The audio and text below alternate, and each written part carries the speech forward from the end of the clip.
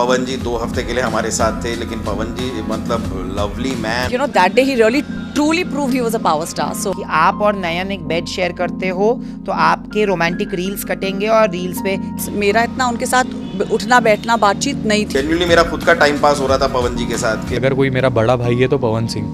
इकलौते पवन भैया ही थे जो मेरे साथ आके बात करते थे यार, जब मैं अकेले बैठता था। मैंने ऐसे इंसान के साथ टाइम स्पेंड नहीं किया। 4 हफ्ते की बात करें ना, तो जितना मैंने देखा है, पहले 3 हफ्ते जब आप शो के अंदर थे, यही टीम के जो दूसरा शो है उसकी टीआरपी डाउन हुई और इसकी हाई हुई, and there was so many reason, और सबसे बड़ा रीज़न था Pawan Singh, and clear cut winner थे। बट बहुत मैं भी डिसाइडेड हुआ वो जब बाहर निकले due to some reason, political reason. आपको जब उनके साथ वक्त बिताया कैसा था वो? How is the Pawan Singh as a person? I don't know if you know, like मेरा और पवन जी का काफ़ी मतलब हुआ था स्टेज पर। एंड लास्ट डे जब वो एविक्ट हो रहे थे, जब वो निकल रहे थे, एक्चुअली उनके पॉलिटिकल कमिटमेंट्स थे बिकॉज ऑफ विच वो निकल रहे थे, लेकिन मेरी एक्चुअली उनके साथ कभी बातचीत हुई नहीं थी शो के दौरान, तो मुझे पता नहीं था कि वो हाँ वो मतलब शो में कब तक हैं, कितने दिनों का कमिटमेंट है उनका। मुझे लगता है he was close to many other contestants. मेरा इतना उनके साथ उठना बैठना बातचीत नहीं थी, तो मैं उनको इमीडिएटली मैं उनको इतना नहीं जान पाई शो के दौरान। लेकिन जब स्टेज पे हमारा वो बहुत बड़ा बवाल हुआ और उसके बाद I think what was really nice is he immediately turn that around, and उन्होंने आके मुझे सॉरी बोला एंड मैंने उनको सॉरी बोला and we close the chapter there. तो मुझे एक चीज़ तो उनके बारे में समझ आई कि यू नो जो इंसान इतना बड़ा करियर जीता है उसको कैसे अपने आप को प्रोजेक्ट करना होता है सबके सामने, आपको कैसी डिसीजंस लेने पड़ते हैं you know as such a big power star, and you know that day he really truly prove he was a power star. So मुझे बहुत मज़ा आया उनसे मिलकर, उनके गाने सुनकर।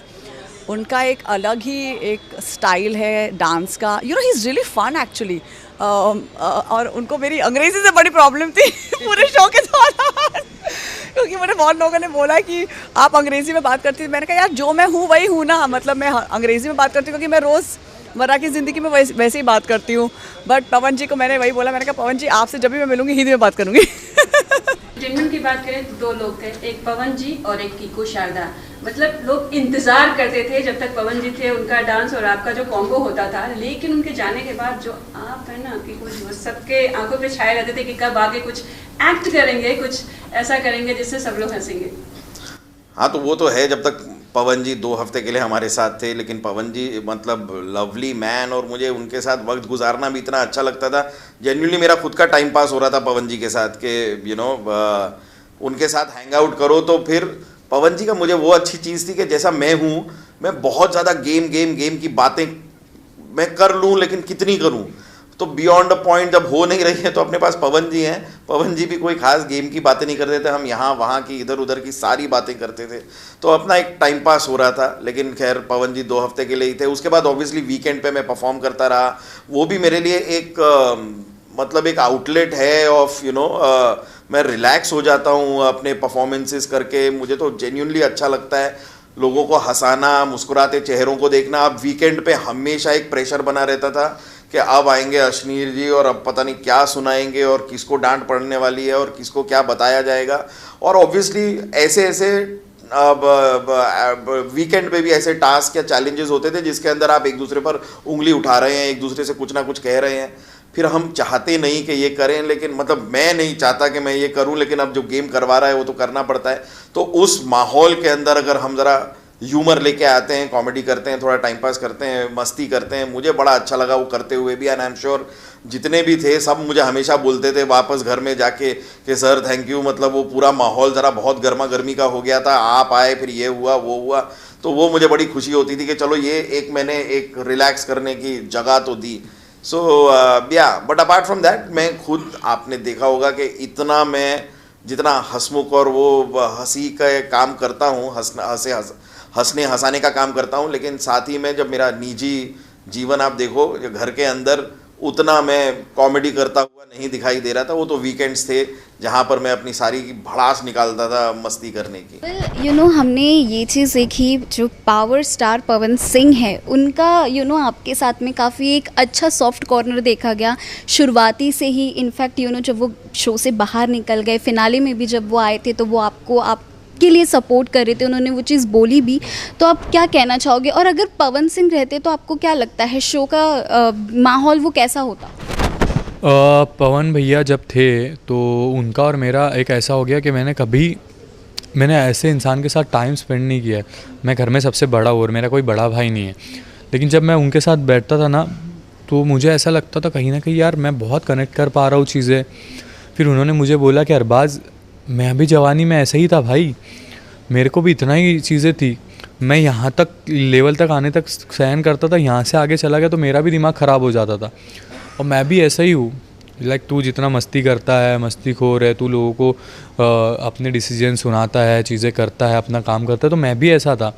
तो उन्होंने मुझे बहुत सपोर्ट किया, बहुत प्यार भी दिया। उन्होंने वहाँ पे एक चीज़ बोली थी अंदर मुझे कि यार एक चैलेंज हम परफॉर्म कर रहे थे, मैंने उनको बताया था पवन भैया ऐसे ऐसे करना, ये करना, वो बोले अरे सब मस्त। पवन भैया ने एक बात बोली थी कि मैं आज तक किसी का फ़ैन नहीं हुआ यार अरबाज़, मैं तेरा फ़ैन हो गया यार, तू कैसा लड़का है, लाइक कितना दिमाग लगाता है, कितनी चीज़ें लगाता है, वो चीज़ बाहर दिखी नहीं, लेकिन पवन भैया ने बोला था। और मैंने उनको बोला था कि मैंने आज तक बड़े भाई का दर्जा किसी को दिया नहीं है, और रियल में वो मैंने वो चीज़ मैंने वहीं ठान ली थी कि भाई अगर कोई मेरा बड़ा भाई है तो पवन सिंह। तो वो भैया का और मेरा एक अलग ही कॉर्नर था, सॉफ्ट कॉर्नर। हम बातें करते थे, हम मस्ती करते थे, हम फ्यूचर को लेके बातें करते थे और उनकी जर्नी को लेकर हम बातें करते थे, तो उनको अच्छा लगता था। उनकी तरफ से एक बोल्ड स्टेटमेंट आया था कि अगर मैं 30 सेकंड भी शो में रुक जाता हूँ तो टीआरपी हाई हो जाती है। इस पर ये सच में, ये मैं मानता हूँ, अगर वो कुछ नहीं भी बोले, अगर वो बैठे भी या हंसे भी तो टीआरपी बढ़ जाएगी, क्योंकि उनकी हंसी देखने के लिए, लेकिन उनकी जो बातें होती है ना वो इतनी डीप होती है क्योंकि उन्होंने अपनी ज़िंदगी से सीखा है। जब मैंने बाहर आकर भी देखा तो पवन भैया को मैं इतना फॉलो नहीं करता था, लेकिन जब मैं बाहर आकर भी पवन भैया की लाइव देखी तो उनको भी लोग ऐसे ही करते हैं। अगर वो रिस्पेक्टफुली किसी की इज्जत भी करते हुए कोई लड़की का, मैंने वो एक सीन देखा कि कुछ तो था वो हटा रहे थे बट उसको बवाल बना दिया कि अरे यार ये तो ऐसे है वैसे है, तो उनको लोग हेट करते ही है। आज जैसे उनको कर रहे लोग, मुझे भी वैसे ही कहीं ना कहीं चीज़ें कर रहे हैं लोग। तो हमारी नीयत साफ़ है और हमारी चीज़ें साफ़ है तो कुछ नहीं होने वाली, और वो इंसान का दिल बहुत साफ़ है। उनके साथ बैठोगे ना आप तो बोलोगे अरे भाई ये आदमी बहुत अलग है। तो मैंने बहुत सारी चीज़ें उनसे भी सीखी है कि ज़िंदगी में खुश रहो। और उन्होंने मुझे बोला अरबाज़ मुझे भी लोग बहुत हेट करते हैं, लेकिन मेरी माँ की दुआ है मेरे साथ, और मेरे फैंस जो मुझे पसंद करते हैं, जो मुझे पसंद करने वाले हैं, उनकी दुआ है। तो कहीं ना कहीं मुझे भी वही है, जितने लोग मुझे पसंद करते हैं उनकी भी मेरे साथ दुआ है, और मैं उनकी बहुत रिस्पेक्ट करता हूँ। जितने भी मेरे फ़ैन्स हैं या फ़ैन पेजेस है, मैं बहुत प्यार करता हूँ लोग से, बिकॉज वो दिन रात मेहनत करते हैं हमारे लिए। तो सेम चीज़ें हमारी भी, दोनों की भी, कहीं ना कहीं हम कनेक्ट करते तो कनेक्ट कर पाए हम शो में भी। शुरू में 1-2 हफ्ते ना ज़्यादातर आप पवन सिंह के साथ ही नज़र आए, पवन भैया के साथ ही नज़र आए, क्योंकि मेरे भी फेवरेट हैं वो, मेरी मैं जहाँ से बिलोंग करता हूँ वहाँ से वो हैं, तो ऑब्वियसली तो फेवरेट तो होने ही है। तो उनके साथ आई थिंक हफ्ते या 10 दिन आप उनके साथ ही नज़र आए, और तो लोगों ने ये बोला कि यार ये तो फेम के लिए पवन जी के साथ गुजरा है, क्योंकि ज़्यादातर आप उनके साथ नज़र आ रहे थे। आई डोंट नो कि आप और भी चीज़ें करते होंगे, एपिसोड्स में दिखाया नहीं गया। आपको मैं सिचुएशन बता देता हूँ, क्योंकि मेरी मम्मी ने भी ये बोला कि पहले पूरे हफ्ते में तुमको चुपचाप दिखाया गया। पहले हफ्ते में अगर मैं चुप होता तो क्या ये लोग मुझे निकालने के लिए बोलते कि इसका फॉल कराते? आपने देखा होगा कि सब चाह रहे थे कि मेरा फॉल हो जाए।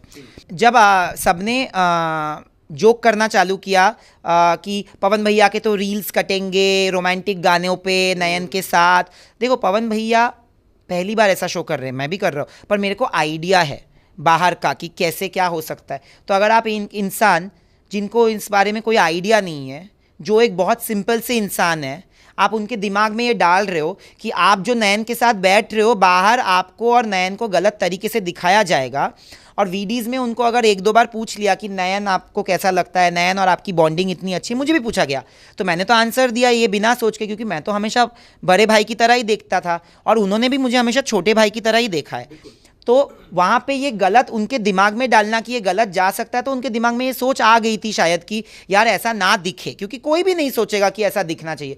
तो मैंने फिर जाके सबको रिक्वेस्ट भी किया था कि प्लीज़ मत पूछो ज़्यादा, प्लीज़ उनको ये सब मत डालो दिमाग में, क्योंकि इकलौते पवन भैया ही थे जो मेरे साथ आके बात करते थे यार जब मैं अकेले बैठता था। एक इंसान जो मेरे साथ बैठ रहा है, आप उसको भी छीन रहे हो मेरे से, ये सब उनके दिमाग में डाल के। पर थैंकफुली पवन भैया के दिमाग में ये नहीं गया, क्योंकि जब ये सब बात हो रही थी, पवन भैया इकलौते इंसान थे जिन्होंने मेरा स्टैंड हैंड लेके उनको मुंह पे बोला है कि नयन मेरे साथ बैठता है या मेरे बाजू में आके सोता है इसीलिए बिकॉज कहीं ना कहीं नयन सेफ फील करता है मेरे आजू बाजू में।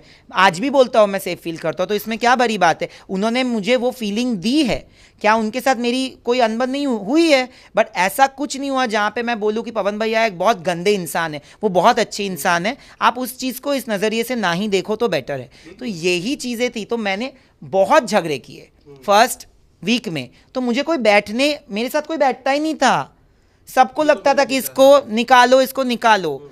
तो मेरा पॉइंट ये था, जब दो लोग सिर्फ धनश्री और पवन भैया सबसे ज़्यादा आके मेरे साथ बात करते थे, अर्जुन नीचे था, ठीक है, तो आहाना भी मेरे साथ गंदे गंदे, एक बार आहाना ने मेरे पे गंदा रिएक्ट कर दिया जिसके चक्कर में मैंने उसको उसी दिन नॉमिनेट किया क्योंकि उसी दिन का नॉमिनेशन था। तो मैंने आई वॉज लाइक क्या फेम लूँ मैं, आप बताओ। आप एक चीज़ बताओ, अगर वहाँ पे पवन भैया भी मेरे से बात नहीं करते, तब जा के अगर मैं जानबूझ के उनके साथ बात करता, तब फेम की बात होती। बट मुझे तो पता ही नहीं था ना बाहर क्या दिख रहा है क्या नहीं दिख रहा है।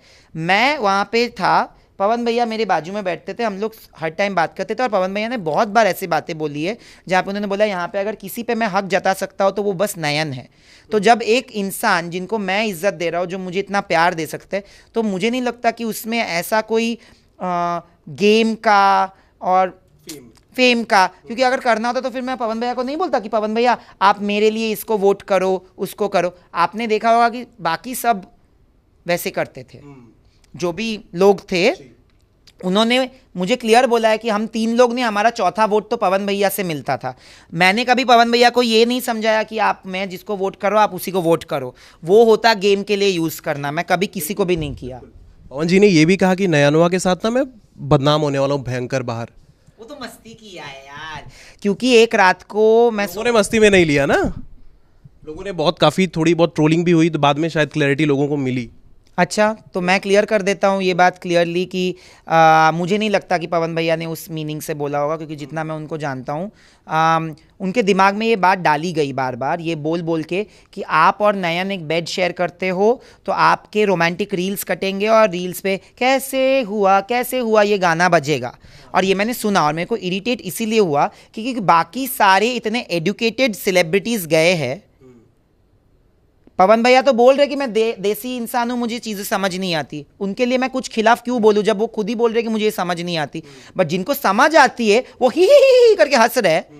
You are laughing at the cost of somebody else being made as a joke। आज आप जब ये बात बोल रहे हो ना, आप पवन भैया को भी नीचा नहीं कर रहे हो, आप एक्चुअली सिर्फ और सिर्फ मुझे ही नीचा कर रहे हो, क्योंकि आप ये पूरा एंगल, क्या पवन भैया के बारे में ये बात बोली जाती अगर अरबाज के साथ वो बेड शेयर करते? नहीं। क्यों? बिकॉज आई थिंक जो भी प्रेफरेंसेस है। Exactly, but my point is just because I am honest about my preferences, does that mean that I don't have one thing that every human in this world has, called choice? It is my choice that I look at Pawan Bhaiya as an elder brother. It is his choice that he looks at me like a younger brother. एक बड़े भाई और छोटे भाई का दर्जा, पवन भैया is of my brother's age. मेरा बड़ा भाई मेरे से 10 साल बड़ा है, वो 43 साल का है, 43, right? So my point is, I used to get suggestions from him कि तुम गेम को अच्छा खेल रहे हो, ये कर रहे हो, बट तुम सबके साथ, मुझे वो अपने लगने लगे और वो गेम पे मेरा कोई अपना नहीं था। बट अगर उसी गेम में आपको कोई अपना फील कराए तो आपका एफिनिटी उनके तरफ होगा, बट मेरी एफिनिटी उनके तरफ एक भाई के तरीके से थी, उनका भी एफिनिटी भाई के तरीके से था। और इस चीज़ को ना कुछ और बोल के उसको गंदा दिखाना, मुझे लगता है it's not good for him more than me, because उन्होंने जो इज्जत और जो प्यार उस शो में बांटा है ना, सिर्फ मुझे नहीं सबको, वो शायद ही कोई और कर पाया है, क्योंकि उन्होंने किसी को भी ना बेइज्जत किया है ना बकवास की है। अगर उनके साथ किसी की लड़ाई हुई है या अनबन हुआ है तो उन्होंने 1-2 कमेंट्स कर दिए होंगे तो ठीक है यार, it's not a big deal. But I want to say this very loud and clear that nobody would have shamed this relationship of brotherhood if it wasn't with me। मेरे साथ अगर शेम ही करना था तो मैंने पहले दिन लोगों को बोला था कि मुझे सिंगल बेड दे दो, क्यों नहीं दिया?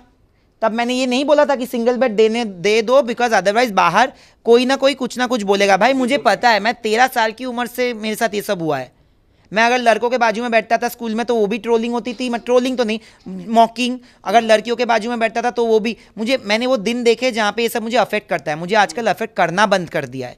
But when you are in a closed trapped environment you don't know what is being shown outside, so you are careful. I am careful, everybody was careful. If he can say कि बाहर हम बदनाम होने वाले, तो मुझे भी तो दिमाग में आएगा ना कि ऐसा ना दिखाया जाए। तो सिर्फ वही बात है। एंड आई डोंट नो कितने लोगों ने ऐसे देखा या ट्रोलिंग वोलिंग की, बट भाई क्यों किया?